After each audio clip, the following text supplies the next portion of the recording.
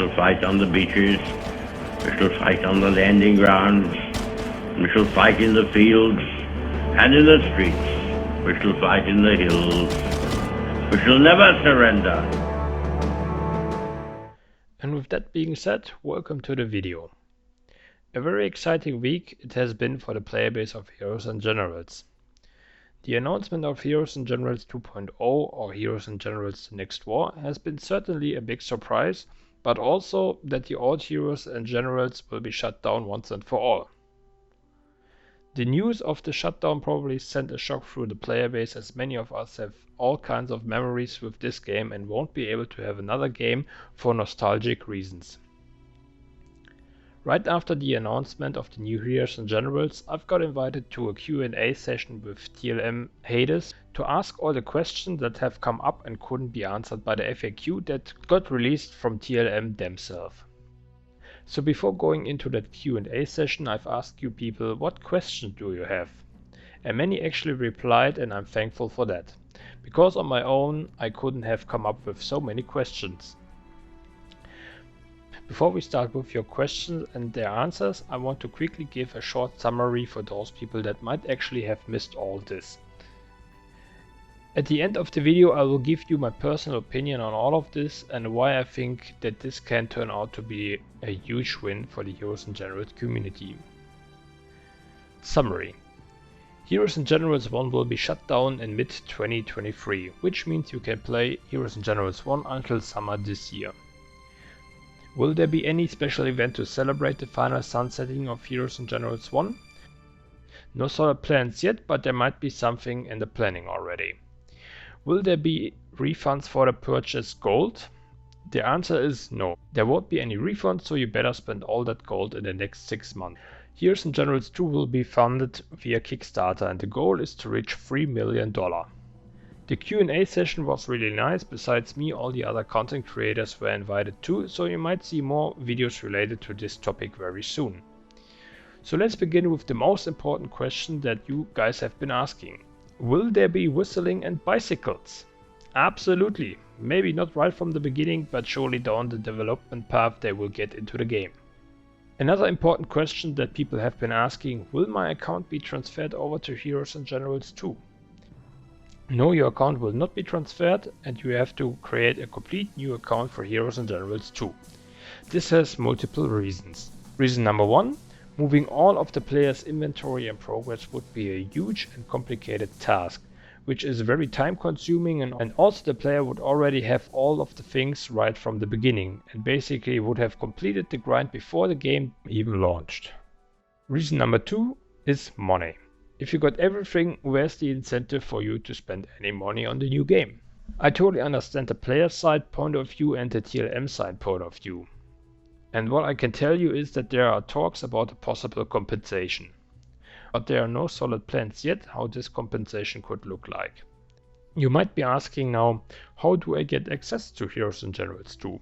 Well, there are multiple ways to get access to Heroes and Generals 2. One way is to wait for the open beta. However, there will be only an open beta if the Kickstarter campaign will be successful. How can I contribute to the Kickstarter campaign? You can contribute by buying one of the many pledges that this Kickstarter campaign will be offering for 60 days. The campaign will start on the 13th of February. How many pledges are there going to be? There are going to be 20 pledges. The Kickstarter video which you are seeing in the background only shows a few out of those 20. But I got 2 more pledges for you that haven't been shown or announced yet. There will be one pledge for $110 that will give you all the rewards of the $100 pledge, but you will also be able to reserve your nickname/account name. And there will be one pledge for $140 which is specifically for the clans. With the pledge you will be able to reserve your clan/clan name for the clan system. And this brings us right to the next question. Will Heroes and Generals 2 be free to play and will the known currencies come back? Yes, Heroes and Generals 2 will be free to play and a free to play game somehow needs to earn money. It is planned that there will be gold only cosmetics that you can spend real life money on. So gold currency most likely will stay, but if credits or war funds will return is not known yet. Since we're talking about money, we can also talk about war bonds. Will war bonds make a return? No, they won't come back because of legal reasons. Only banks are legally allowed to have this kind of product. A lot of people have been asking if the veteran membership will also return. A battle pass and a new kind of veteran membership are in the talks, but there are no solid plans yet. Players have been using the veteran membership to gain access to the second badge slot. So will the badge system return? A perk system will return in its place, but how it will look like is unknown. But heavy set will be gone forever. Woohoo! To get the perks you need to unlock them, so you might be rightfully asking, will there be an unlock system? Yes, there will be an unlock system, however it is planned to reduce the grind by a lot compared to Heroes and Generals 1. The next couple questions will be more specific to everything around clans and the FPS and RTS game itself, and I hope you're still with me here. We talked about the clan system earlier, so will there be a clan system? Yes, a clan system is definitely planned. With that system, clans will be able to have proper clan battles, for example. On the other hand, clans won't be able to stack teams against random players anymore. There will be a maximum of clan players who can join a match at the same time. So for example, if the team can have 20 players, only 8 of them can be clan players. So no more queuing for a whole clan against randoms. What about maps? Will we see a return of old maps? Most likely no, there will be new maps which are based on a map pattern. For example, here we have pattern A, and the next time you join a battle with that map you might have pattern B. And then when you join a third time it might have pattern C. However, Hades did hide, for example, the town area will most likely feel familiar with the old town map. So if you see a certain church and police station, you might be starting to think, I somehow know this place. If you're a passionate map creator, you might be asking, will I be able to create community maps? At the moment there are no plans to make use of the Steam Workshop or to use community maps. Spawns, spawns, spawns. What about the spawn system? The new spawn system will be more like the old spawn system that we had in the very beginning of Heroes and Generals 1.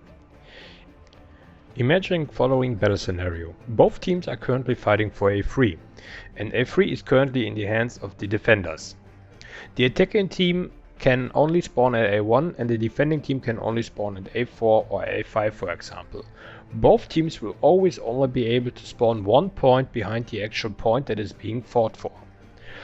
So if the attacking team captures Alpha 3, they will be able to spawn at Alpha 2, and the defenders will have to spawn at Alpha 5, for example. The entrance points like A1, B1, etc., depending on the map, won't be able to be captured. There will also be countermeasures to spawn camping, but how they look like are not determined yet. What will be the FPS game speed / pace? The pace will be the same as Heroes and Generals 1, so no hyperactive Call of Duty or Battlefield like sweating with crouch jumping and slide cancelling. Unfortunately, there are also no new mechanics such as vaulting or peeking around corners planned, but perhaps down the development road they might find their way into the game. What game modes can we expect? Point capture as we know it will return, but also a Battlefield Rush-like game mode with mission objectives might come to the game in a later stage. Will specialists like pilots, recons or tankers be limited? Yes, finally specialists will be limited again, so no more spam of everything specialist related. What other mechanics might return? We most likely will see a return of the APCs and their spawn mechanic. Bots will also make a return, and cone fire to some degree will also make a return. Are there any new mechanics planned? There might be destruction at some point or terraforming of the terrain through explosives.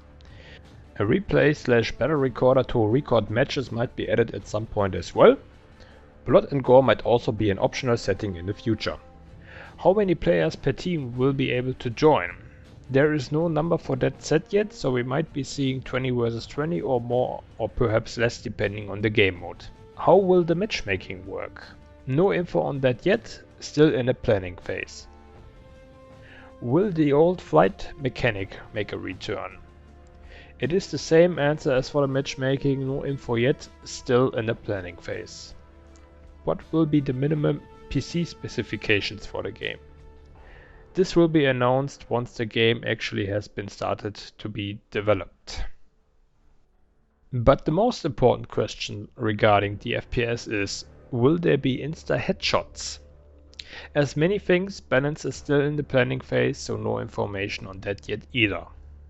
And what about the RTS part? Are there any news? For the RTS part, TLM has planned to stay true to the World War II scenario, which means there will be two factions, Allies and Axis. The game starts with US versus Germany, and later on new sub-factions such as the British, Soviets, Italians and Japanese, for example, will be/can be added to the game. This was actually planned for Heroes and Generals 1, but for some unknown reason this never happened. It was also planned for Heroes and Generals 1 that the first loser faction had to join one of the other two factions, but that also never happened for unknown reasons. To make things more interesting on the RTS map in Heroes and Generals 2, every town, factory and perhaps airfield will produce resources. That means that every city, factory, airfield is important to gain the upper hand in the resources production department. So for example, if you capture a factory, you might increase the production of vehicles, and with the towns your faction gathers the workforce who is working in the factory. ATs will be deployed without any resources and can already be moved to the front line and will gather supplies on the way to the front line.